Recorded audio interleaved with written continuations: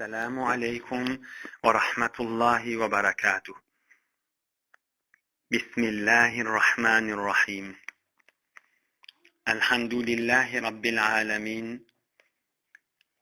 Allahümme salli ve sellim ala abdika ve nurika habibika seyyidil murselin şefi'il muznibin senedina Muhammedin nebiyyil ummiyil amin ve ala alihi ve ashabihi ve ensarihi ve etba'ihi ecmain.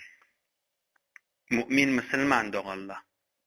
Şu tabak CD'de gözümüzün nuri Muhammed Resulullah aleyhissalatu vesselam'ın ovadan mübarek yaşayışından vardır.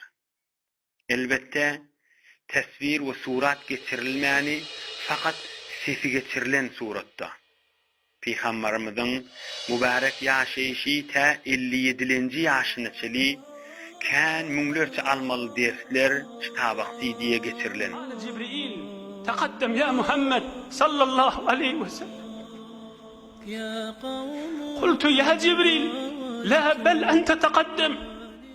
Hom bir yerik bardık, hom Cibril ferişta etti. Ey Muhammed inni münden melek ödün gittiydi. Hom men aytdım ey donum Cibril. Bu kadar men bilen yoldaş boldum. Yok seni vaget. Sen zor yola çık geliyordun dedim. Qultu ya Cibril la bel ente taqaddam seni vagetmelli baytım.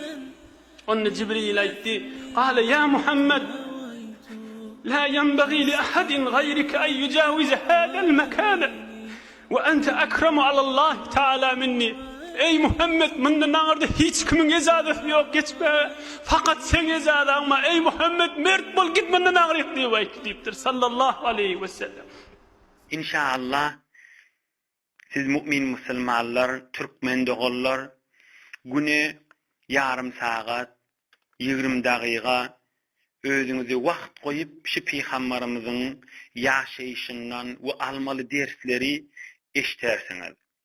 Eşitip, hayırlanıp, beyleki oğulğuyuz, beyleki yaşkıçı, şagirtlenir, onları da geçirip, beyleki Müslüman doğulluğunda da geçirip, onları da eşittirip, onları da şu tabak CD'ni köfüldüp, ellerine, ihtiyarlarına koyup, o şagirtlenizden, oğulğuyuzlarınızdan, Resulullah'ın yaşayışını eşittirenizden son imtihanlar alıp, yaxşı zehirlerine, fikirlerine, Resulullah'ın yaşayışını gözüne alıp yaşap gezmeklerine sebep bolsanız has Allah'ın razıçılığı içinde bolup da belki camiamiz, il günümüz ve inniki önü vesbirille ak imanna ve ovadan yaşamağa sebep bolur inşallah.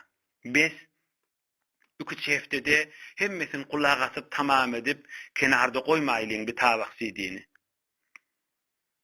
Bir dövür, bir gedek töküdüğümüzden son yine başlayalım. Yine töküdüğümüzden son yine başlayalım.